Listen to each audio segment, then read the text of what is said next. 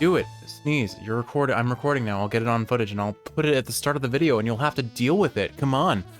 Ruin my video with your intrusive nose sounds. Yes, come on, do it. Do it. Do it. Oh, that's terrible for my voice. Hi, Kiwi. All right, we are back at Pokemon Shining Pearl. Look at me getting the name right like 3 episodes in a row. That's a new record. All right, we're picking up where we left off. We just beat Jupiter, one of the commanders, or like, I guess, up on the hierarchical table. I can't say it. Higher in the hierarchy. Oh boy. I just start the episode over. Now we're keeping that in, aren't we? Hi, Kiwi. All right, we just beat Jupiter. We're gonna go get our bicycle. And then we can start doing some cool tricks and hopefully move a little bit faster around the overworld. Now, I don't actually know where I need to go. I know the bike shop is probably just here. Yep, okay. We'll stop by the Pokemon as well. I don't think I'm gonna use the Poke Center just yet because I feel like we're relatively stocked up on most of the things we need. Look at all those options for bicycles. Christmas and other Christmas color. Let's see. What was Team Galactic trying to do with other people's Pokemon? What voice did I give this guy? I don't remember. I'm just gonna give him Tristan for today. I'm gonna try and take it a little bit easy. The last couple episodes really threw my voice out of whack, so if I don't have to go super hard on the voice acting, I'm gonna do like the voices that are gentler on my throat. I'll still voice act, of course. Anyway, thanks for rescuing me. I can't thank you enough. Say, let me give you a bike to show my gratitude. Please come with me for a moment. Oh, okay, we're leaving the shop that is full of bikes. I'd like you to choose a color for your bike. Which one will it be? Blue, red, yellow, or green? Yeah, let's go green. Cute. Do you want a green bike? Let me see how the blue one looks. Okay, take your time choosing. Color isn't important. Yeah, I think I'm gonna go blue. All right, I'll take the blue bike, please. Marvelous, you've chosen a dignified blue. It almost seems like you can see the bubbles of Squirtle reflected in it. That's perfect for you. You obtained the bike. Hooray! And always remember, kids, wear your helmet to be safe. Seatbelts so we can be safe, helmets so we can be safe. Thanks, Dora the Explorer. It's the latest model, so I'll read the operating manual to you. Press the B button to shift gears, it says. In 3rd gear, the bike cannot reach full speed, but it will be easier to handle. In 4th gear, you can ride at full speed and climb up slopes. Your bike can take you through all sorts of towns, roads, and routes. Now get out there and ride. Okay, bye. Wow, he was in a quick hurry to leave us after giving us the bike. Bike riding. Ride your bike from your bag's key item pocket. Press the B button to speed up or improve control. So we have 3rd and 4th gear, but what about oh, interesting. Okay, wow, it's a lot faster. But what about 1st and 2nd gear? Didn't really talk about that much, did he? If I recall, there wasn't anything too exciting to the right of this village. I think it was a cave that we couldn't break through because we needed strength. You know what? There was a trainer over here that I wanted to fight. I just put off. So let's go to the Pokemart first and grab ourselves some heals. We'll grab a potion and top the dude, or what is the name? Quipplecore, right? Quipplecore. We'll top Quipplecore off, and then we'll start at least exploring a little bit further that way. All right, let's see. What have you got today for me, ma'am? Let's see. I am here to buy. I've got 14 heal balls, so I don't think I need to buy more of those. We'll take a couple potions just so that if we need to top someone off, we have them. 10 should be more than enough, but I think we're switching into the point where we need super potions, which means our expenses are going to go up very quickly, as they cost a fair bit more than what we usually spend. Anything else here that I want? No, not really. All right, just hit me with those super potions. We'll top ourselves off to a nice round 15. So 11, please. Yeah, that's expensive. We still have a nice little buffer though, so we'll hold on to it for now in case we need it for something else. But at least for now, we have a reasonable amount of healing items. Now, before I forget, let me go ahead and toss the bicycle on a quick slot. That'll work. And then let us grab a potion, probably 2 potions, and top Quipplecore up to full health. Yeah, Yeah, I know it's only 11 HP, but Sturdy could save his life, so I think it's worth it. Let's see. Now I put it on this. All right. Do I hold left and I forget how you access? No, go away, Poketch. No. Okay, how? It's one of these. There we go. Okay, took some doing, but we made it work. All right, so let's go fight that trainer that was off to the east real quick. Get him knocked out and take whatever experience he can offer. I really wish I knew how to turn off the Poketch once it's turned on. We are unfortunately getting a wild encounter. Who are we going to see here? Ooh, Metatite. All right, I probably don't want to keep Quipplecore out for this. If it hits us with a low kick, we're gonna get hit pretty hard. We do have safety in our sturdy ability. I don't know if I should really risk it. Yeah, it's not very effective. Let's go ahead and switch out. I feel like either way, it's a bad time.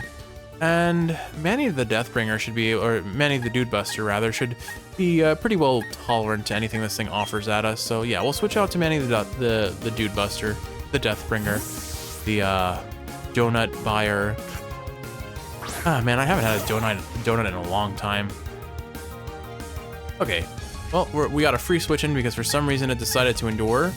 It having endure would be actually rather convenient for us because it would, oh, you know, I might kill that with Water Pulse. Oh, I'm not gonna kill it with anything because it's enduring. So Kiwi, in case you don't know, endure, the way the move works is it guarantees that the Pokemon will survive with 1 HP if it would otherwise be knocked out. That each time endure is used in a row, it has a chance of failing, starting at 50%, then 25%, or sorry, rather, like its chance of succeeding is 50%, then 25, so on and so forth. Kind of in a similar vein to how Protect and Detect work, where they block instances of damage. I'm not going to be able to use this because it's not a new encounter, or it's not our first encounter in the area. I believe it was a Hoot Hoot that we found, and then Pine Tree said no birds. No more birds on this party other than Pine Tree. Pine Tree is a solo bird. But on the bright side, we do get one more addition to our Pokedex, or one thing that I'm hopeful can give us a chance of getting Turters back. Namely, it's one of the rules I established early on in this game. For every 30 Pokemon you have caught in the Pokedex, you are allowed to use 1 Max Revive. That Max Revive though has to be found in the natural gameplay. You can't buy it from like special item shops or anything. So currently we can't use it, but if we do find a Max Revive, I think we're at the point where we could use it and potentially bring Turters back. But that's kind of how I entice, like add a level of gameplay to entice the ethos of Pokemon outside of battling is catching and collecting new monsters, and I enjoy that. So it's sad that it's not usually part of a core Nuzlocke challenge. All right, what do we want to name Metatite? I think the perfect name for this Metatite is going to be Marshmallow Toes. I don't think it's going to fit. So what can I do instead?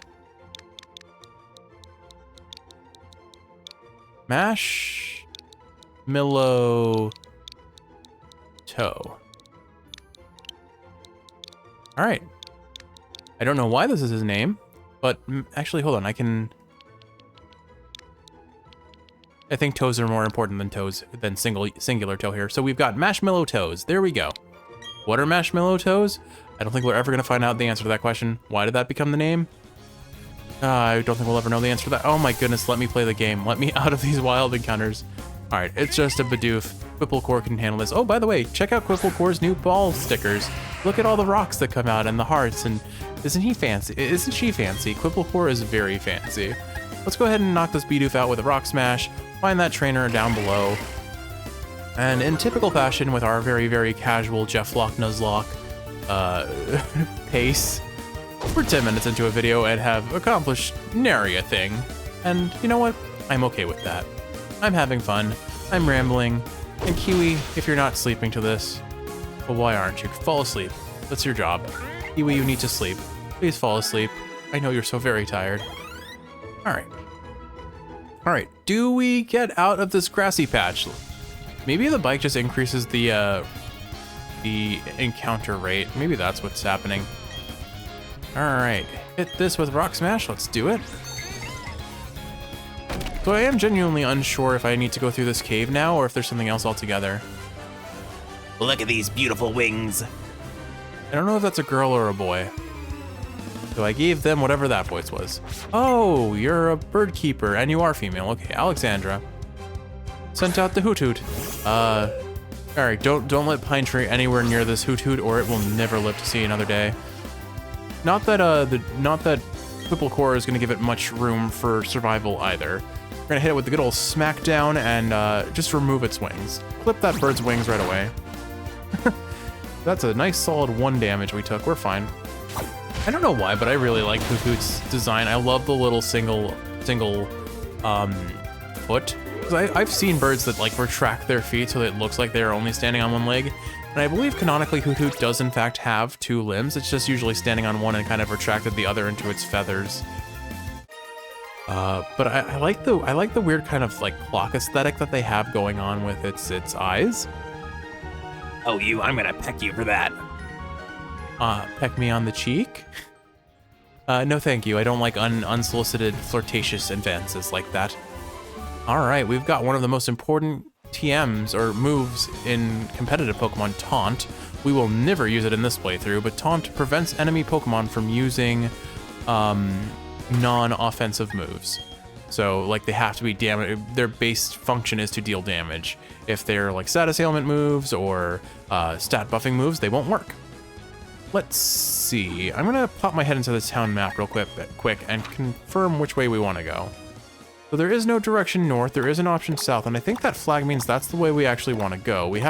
This is the cycling road, so it connects over to Orberg City. So do I not want to go this way?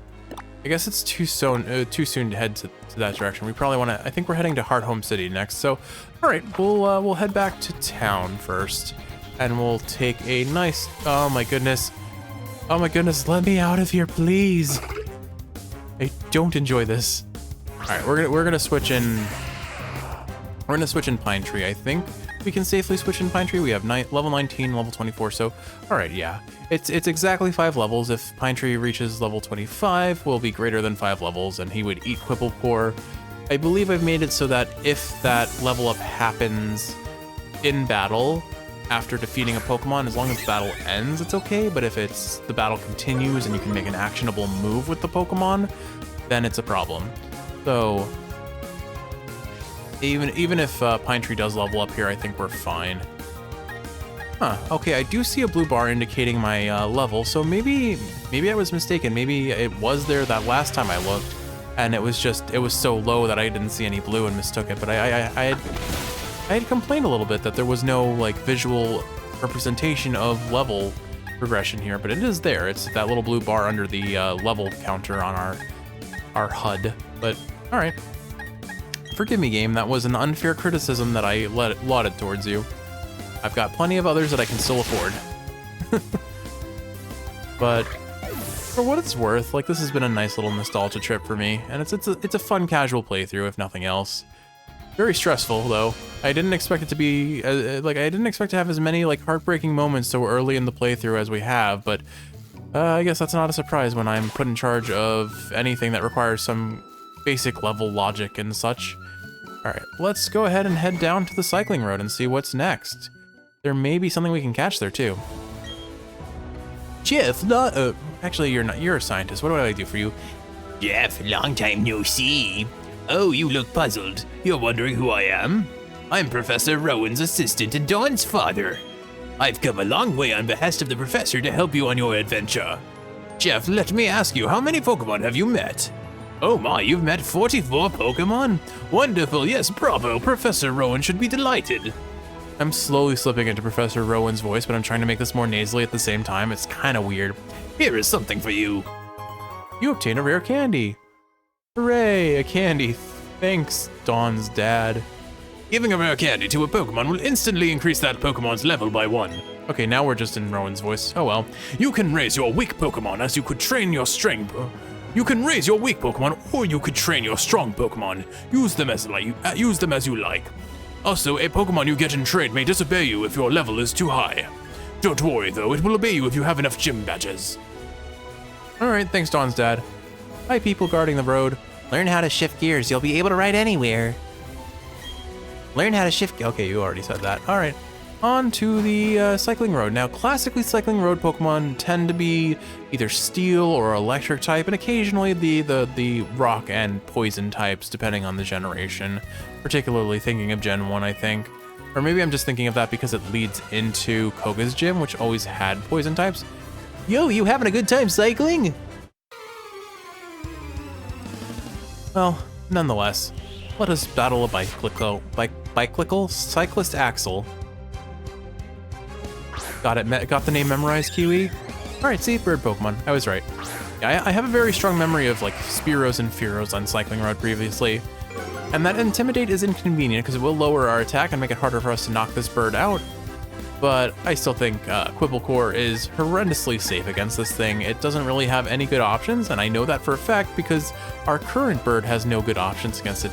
Worst case scenario, it uses Whirlwind and forces us out. I guess that's something I have to consider. How would Whirlwind and Roar and those phasing type moves that force switch outs affect a party that has a level discrepancy like I was describing before? I feel like it's really mean, but I kind of want to enact the rule. Like if they force a switch out and you switch out to the Pokemon that's higher level, it still eats the lower level Pokemon, as unfortunate as that would be. But it's just kind of funny to think like there is a possibility that a trainer just hardcore screws you over and there's nothing you could have done to predict it. Well, I mean, you could have known the Pokemon's move pool and such, but like even then you might not have the choice about not switching out.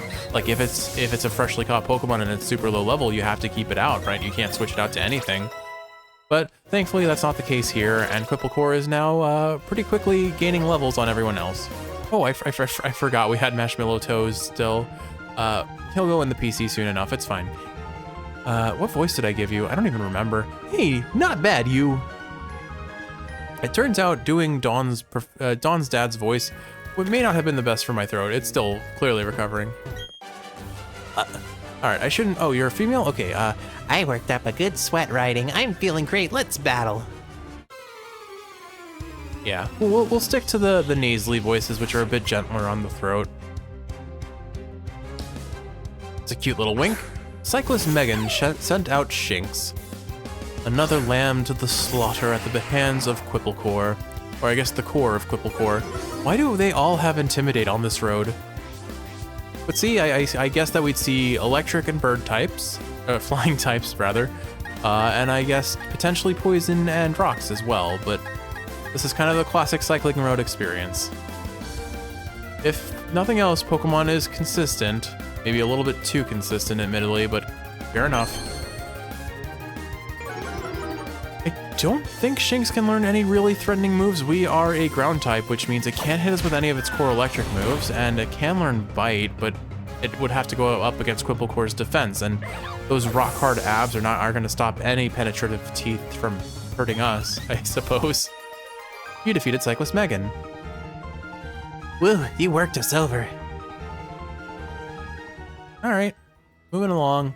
We're just going to continue taking names as we... This is almost as bad as the grass route, not gonna lie. We're just getting caught by trainer after trainer. Hey, watch where you're going, or did you want to challenge me?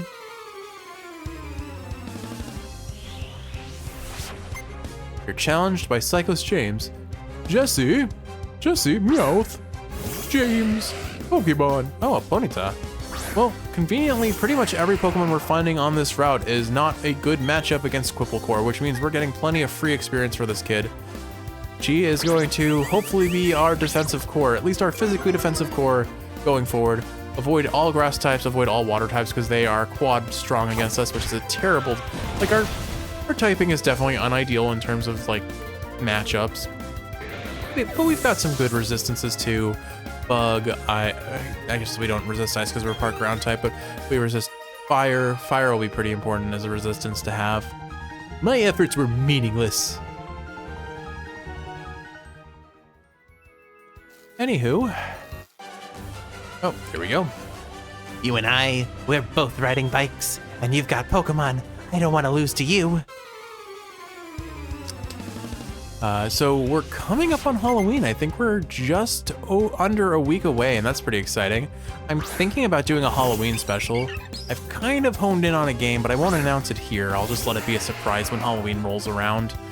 But I really don't know anything about this game other than Like, I've not seen any gameplay footage, and I think it's intended that that should be the way you go into it. You should, if it's going to be kind of a psychological thriller, horror type game, you want to go into those blind, not knowing as much as possible. Like, the good fear comes from the unknown. Once you know what the thing that's scary is, it often detracts from its actual fear factor. Potentially, not always the case. Sometimes there are just really well put together, horrifying creatures, and it's the escape from them that's the case. Like, for example, Subnautica. Oh my goodness, I still like clench every muscle in my body when I hear a Reaper or Leviathan passing through. And I had actually considered Subnautica as a potential option for Halloween because thalassophobia is one of my most genuine fears, fear of things under the water. And I mean, Subnautica is like the perfect example of how bad that could be. Unfortunately, I don't think I'll ever be able to recreate my first playthrough where I was like so genuinely petrified of everything. It was like I was almost non-functional and I had to play the game in very short bursts. But I am pathetically easy to jump scare. Like, pathetically easy to jump scare. I've been jump scared by innocuous things in the house, like my cat suddenly standing next to me. I've gotten jump scared by my own shadow. It's pathetic. I've gotten jump scared by our blender that has like a timer on it turning on, and it gives you a warning beep, but my mind didn't mentally register it.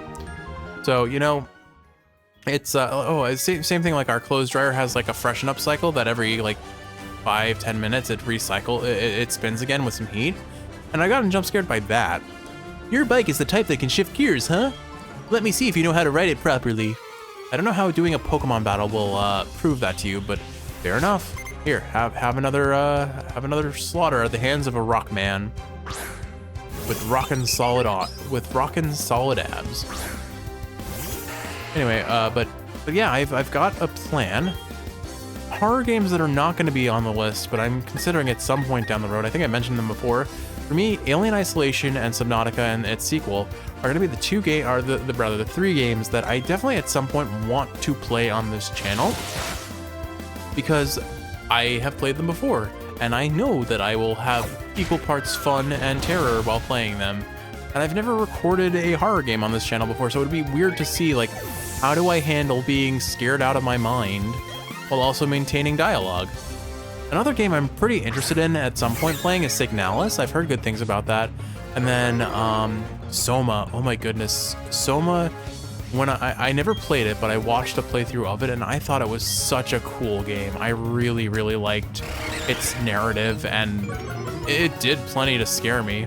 Like, realistically speaking, it's maybe not the scariest game when you realize what the threats in that game are. But I mean, I feel like the message at the ending is scary enough that like I still remember it, and it's like I wouldn't call it a core memory necessarily, but it's definitely a memory that is stuck with me, and I appreciate that about it. I very much appreciate that about it. What other horror games? I mean, I was a big on pixel horror back as a kid. Pretty much all of the horror games I quote-unquote experienced were through Let's Plays. So Silent Hill 2, Resident Evil 4, all of the recent Resident Evil games that have come out we watched with Jesse Cox playing through on those. Honestly, playing Resident Evil 2, the remake, might not be a bad idea. I have no experience with Blooper Team games. When I saw it for the first time, I thought Layers of Fear was pretty solid. And what was the one where you were like locked in an old mental asylum? Oh, I'm forgetting it. It may have started with a C. You know, they had a sequel and it wasn't as well received, I think. I think I will take Yawn here. Yawn can be useful potentially. I'll trade out Tackle for it for now. Yawn might help us catch something down the road, so I think it's worth taking, at least while we're still running the Doof on our team.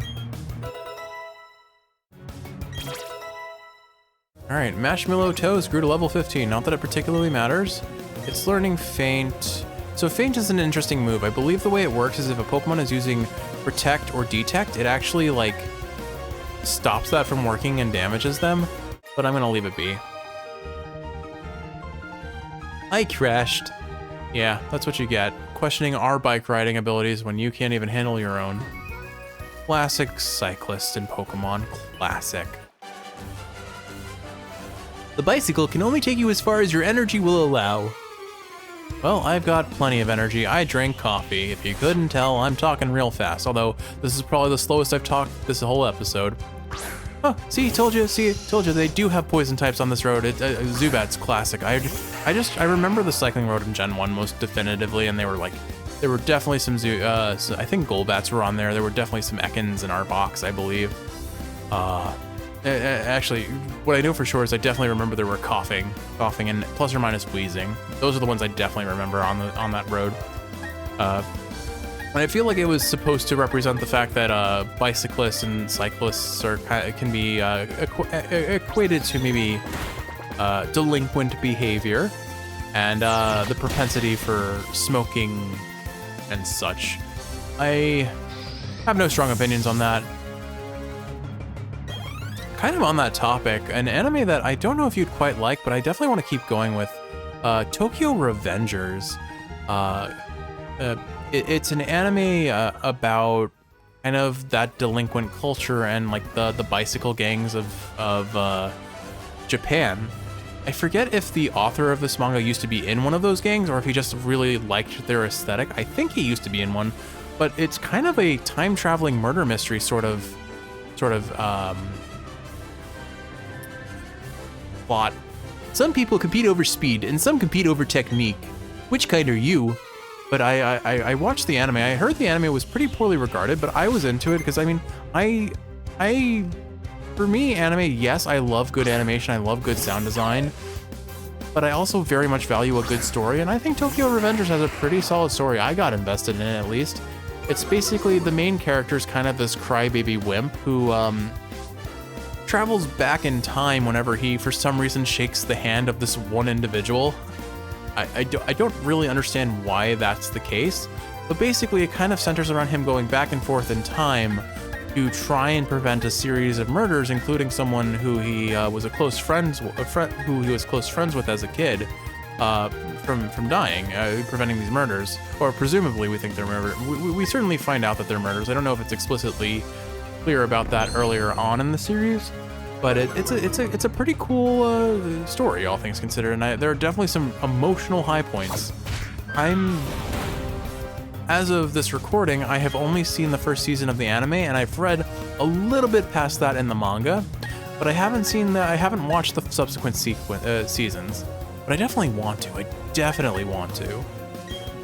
It's mostly just having the time, and there were other series that I wanted to keep up with first, and I mean, work has eaten up a lot of my time, but as I've mentioned probably in the Hades episodes, and likely these ones as well, I'm coming up on my winter break soon, and I'm really excited about that. I'll have a lot more time to record, and I especially am excited for the potential to maybe do some more creative projects. I don't know quite what those are going to be yet.